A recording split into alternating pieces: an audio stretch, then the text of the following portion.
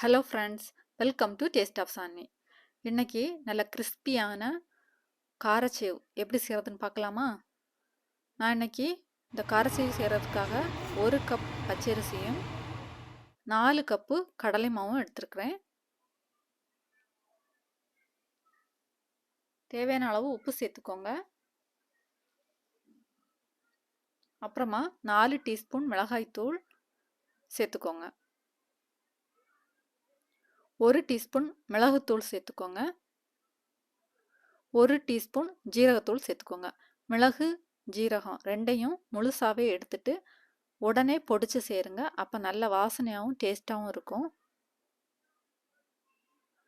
இந்த பொடிகளை சேர்த்துட்டு நல்லா மிக்ஸ் பண்ணிக்கோங்க. அப்புறமா 1 டேபிள் ஸ்பூன் அளவுக்கு பூண்டு விழுது சேர்த்துக்கோங்க. அப்புறமா கொஞ்சம் தண்ணி சேர்த்து பசைஞ்சுக்கோங்க. தண்ணி முதல்ல நிறைய சேர்க்காதீங்க, கொஞ்சம் கொஞ்சமாக தெளித்து கொடுங்க. தெளித்து பசைஞ்சுக்கோங்க. அப்புறமா ஒரு 3 ஸ்பூன் அளவுக்கு கொஞ்சம் சூடான எண்ணெய் சேர்த்துக்கோங்க. எண்ணெய் சேர்த்து பிசையும் போது கொஞ்சம் ஈஸியாக இருக்கும். இப்போ கொஞ்சம் கொஞ்சமாக தண்ணி சேர்த்து நல்லா பிசைஞ்சு எடுக்கலாம். சப்பாத்தி மாவு பதத்துக்கு நம்ம பிசைஞ்சு எடுக்கணும்.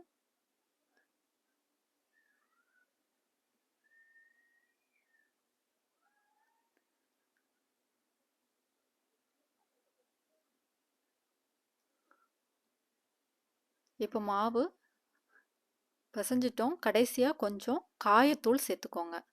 சேர்த்துட்டு நல்லா பிசைஞ்சு எடுத்துக்கோங்க. இப்போ பாருங்கள், கையில் ஒட்டாமல் அழகாக மாவு தயாராகிடுச்சு. அடுத்ததாக நம்ம காரச்சேவ் நாளி எடுத்துட்டு அதில் இந்த மாவை சேர்த்துக்கலாம். அப்புறமா ஒரு பாத்திரத்தில் எண்ணெய் சூடு பண்ணிக்கோங்க.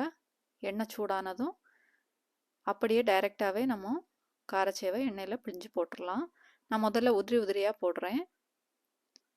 காரச்சேவை நம்ம 2 முறையில் போடலாம். உதிரியாகவும் போடலாம், இல்லை மொத்தமாகவும் பிழிஞ்சு விடலாம். இப்போ ஒரு சைடு வெந்துடுச்சு, திருப்பி விட்டுறலாம்.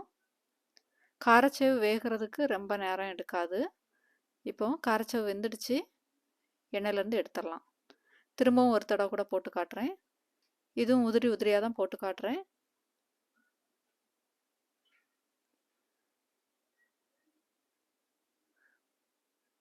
உதிரி உதிரியாக போடும்போது சீக்கிரமாகவே வெந்துடும்.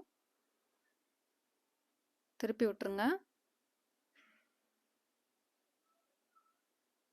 இப்போ வெந்துடுச்சு, நம்ம எண்ணெயிலேருந்து எடுத்துடலாம். அடுத்ததாக போடுறது நான் மொத்தமாக அப்படியே சுற்றி ஒரே அடியாக போடுறேன்.